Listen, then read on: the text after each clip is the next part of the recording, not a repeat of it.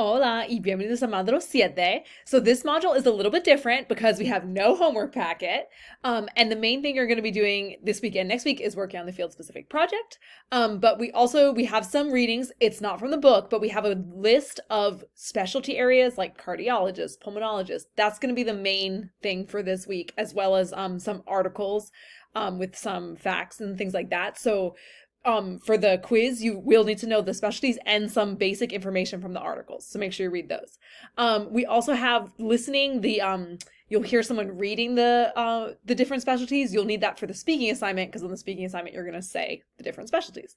Okay, so again, the field specific project, it's due module 8, but by module 7 now, you want to make sure that you kind of are starting to set up at least who you're going to interview, so that we don't get to next week and you're like, oh, I don't have someone.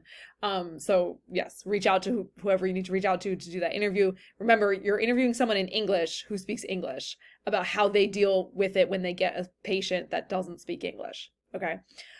Just email me if you have questions about that. Okay, so like I said, speaking assignment and quiz, no homework packet. Just start working on your projects and let me know if you have any questions.